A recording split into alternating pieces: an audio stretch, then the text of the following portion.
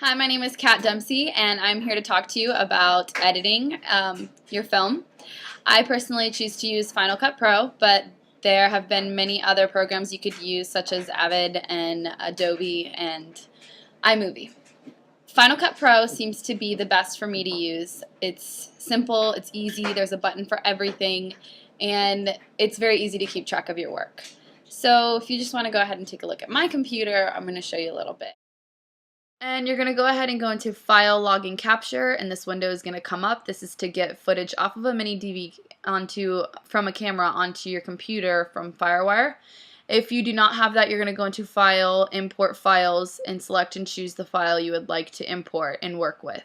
Whenever you get that file, it's going to come up in the upper left-hand corner, which is going to be your bin, and you're going to double-click and select that file, and it's going to come up in the center upper window, which is your viewer.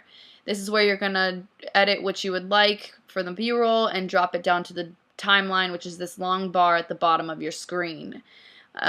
Whenever you have the playhead on footage from the timeline, it's going to show up in the upper right-hand corner, which is your canvas. And this is the bar to the right, which is the editing tools you'll be using while working with the timeline. Whenever you are editing from the viewer down to the timeline, you're going to go ahead and use the markers, which are these arrows pointing in and out. And whenever you're dropping, you're going to click the insert, which is the yellow, or the red, which is the drop straight down and overwrite. And you might even possibly be needing to snap in and out things. So the over to the right hand corner is where you're going to need to snap or select all. The eraser is what I use most from the toolbox. It helps you edit further while in the timeline. And whenever you finally have two pieces put together, you might want to use some transitions, which you're going to go up to the Effects tab in your bin, and you're going to go to Video Transitions, and you're going to click on what you would like, which we're going to go with Dissolve, the Iris Dissolve, and the Diamond Iris Dissolve. And you double click on the Diamond Iris, and you can go back into your viewer, and you'll be able to edit the actual transition itself. You can change its color or the size of its border. You can fade its border, and whenever you're done editing it, you're going to take the little hand with the actual transition and you're going to drag it down in between the two pieces of footage that you want to connect.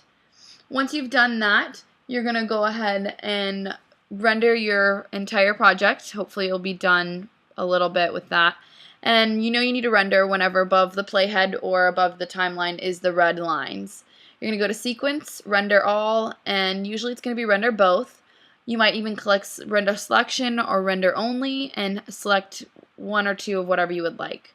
Whenever you're rendering, it's going to come up and say Writing Video and tell you an approximate time. Rendering can take from 5 seconds to larger films that have taken many days.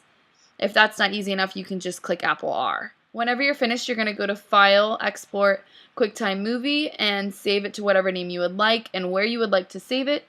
I saved it onto my desktop, so here it is on my desktop. So there you have it. That is the way that you edit with Final Cut Pro. That was a very short version, but enough to get you through an actual short film. I hope you enjoyed it, and I will see you next time. Bye.